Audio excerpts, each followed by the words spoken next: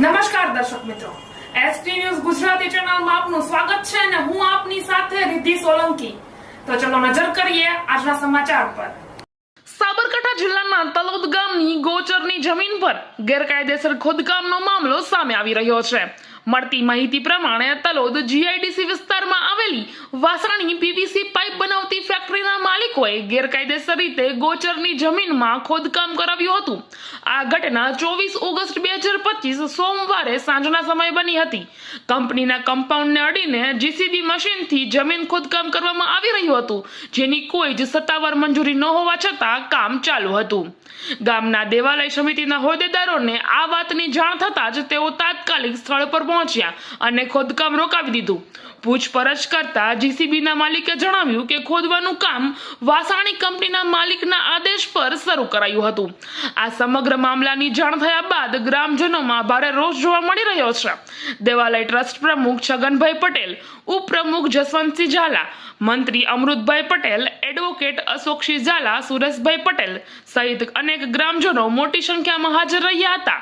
ગ્રામજનો દ્વારા તલોદ મામલતદાર શ્રી તથા નગરપાલિકાના ચીફ ઓફિસરને લેખિતમાં અરજી મોકલવામાં આવી છે। તલોદથી પ્રેસ રિપોર્ટર પરેશ શર્મા સાથે એસડી ન્યૂઝ ગુજરાતી।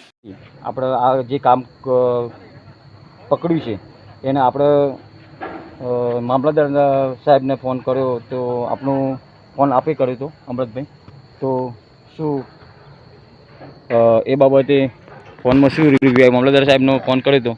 પત્રેથી મામલતદાર શ્રી તલોદને ટેલિફોનિક જાણ કરવા છતાં તેઓનો આવેલ હોય તેઓનો સંપર્ક થઈ શકેલ ન હોય, બરોબર।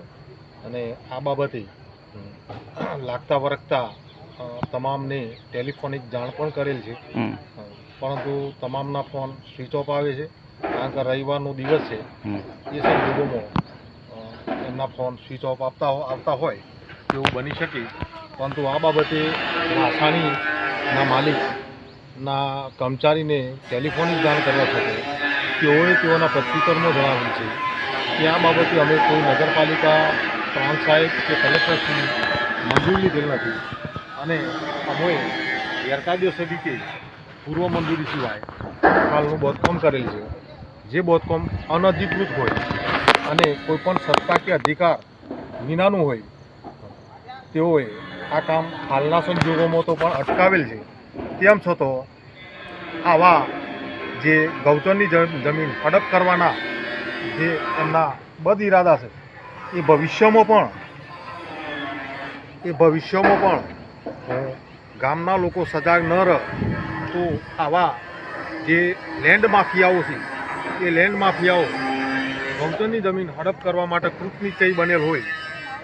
આ બાબતે ખરેખર તો નગરપાલિકાના ચૂંટાયેલ પ્રતિનિધિઓ અને નગરપાલિકાએ, કારણ કે ગૌચરનો વહીવટ નગરપાલિકાના તાબા હેઠળ આવે તે સંજોગોમાં નગરપાલિકાએ આ બાબતે અગ્રતા દર્શાવી અને યોગ્ય પગલાં ભરવા તેવી અમો દેવાલય સમિતિના તમામ સભ્યો અને ગ્રામજનો